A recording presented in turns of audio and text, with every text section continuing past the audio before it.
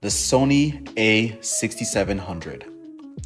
This is the camera that will solve all of my problems. I'm just kidding.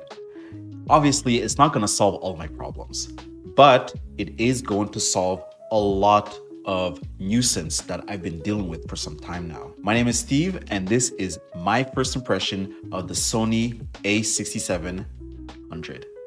So first, let me tackle this question. What problems was I having for me to feel the need to get a new camera?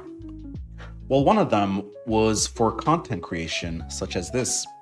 And I have been recording for like a little over a year now. And I have many different cameras. I have the RX100 Mark IV, I have the Olympus EM1, I have the Panasonic RX100, and all of those cameras can record amazing videos. They're all limited in terms of what they can do. And some of the features I can do with them, like they do the job, but they are quite limiting for me. That is where this little bad boy comes in. The Sony A6700 is the camera that hopefully, and honestly, based on my research, will solve a lot of issues. Reason number one, first and foremost, I record one long take and then I chop it up in post-production. And all of my cameras can do just that. But the issue is all of these cameras has a recording limit, which sucks, honestly, because sometimes I can be recording for more than 30 minutes and I have long pauses sometimes, and I just need a camera that just keeps going and going. The A6700 does not have a recording limit, which is a godsend. Oh my goodness, it's so good. So I love having that no limit record time, so I don't have to worry. It just gives me such peace of mind. Reason number two, the image quality. This one is not as high on the tier because on YouTube, a lot of the videos gets compressed a lot. And also I don't really have a computer that powerful to edit in like 4K, 4-bit, 422, all that stuff. Sometimes the image quality does suffer a little bit because of, let's say, the size of the sensor, such as this one. I'm currently recording on my RX100 Mark IV, and it has a 1-inch sensor, and honestly, the image is like more than enough. It is beautiful, might I say. But when there's low light here and there, you can see grain in the corners and on the dark spots, and I don't really personally like that, but it's something I can live with. But damn, the image quality on this camera far exceeds all the cameras that I have. Honestly, I guess a quick little information about the A6700 is that this came out in 2023, and this is pretty much a Sony FX30, but with a viewfinder and no vent.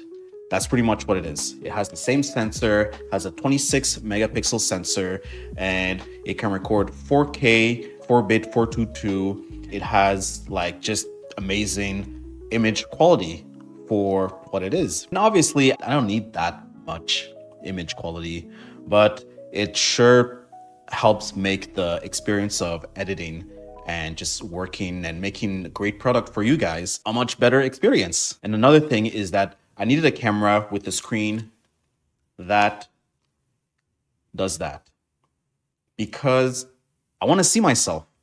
You know, I'm pretty new in this YouTube thing, and I'm not as comfortable just looking straight into the lens of a camera. And I want to see like myself in the screen in order to see if things are in focus or things are in frame. So that's pretty much something that I really find important. My RX100 does have that feature, so that's why I'm actually recording on this right now, because the screen flips up and yeah, it's nice and convenient. Another comment that I have about the Sony A6700 compared to all of my other cameras is the fact that it is so much camera. It is pretty much the best camera, like in terms of numbers, that I've ever owned, and it makes me excited to use it a lot more in my content creation. So the reason why this camera matters to me is because it is a much better tool for what I need. All right, let's quickly go over the design and the build quality of the Sony A6700. So this body is built out of, I forgot the material, but there's like metal on it. There's a few plastic, but it's mostly metal. It has really nice rubberized texture here on the grip. The grip is really, really nice. Like, I don't have big hands, and this grip is like actually very comfortable. Like, my pinky actually has room for it to rest on the camera. So this is a big grip and it's very comfortable to hold. The corners are nice and sharp. The buttons actually feel really nice to press. And also the dials, they feel nice to turn. Overall, the build quality is really solid and I don't have any complaints at all.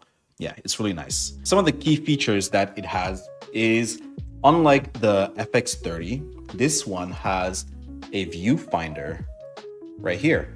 A lot of people are like complaining about this viewfinder, but I don't get what all the hate is about. I know they didn't improve it from the previous, the A6600, but like, this viewfinder is awesome. It's practically the best viewfinder that I've ever like owned. I've always owned old cameras, so to me this is an upgrade.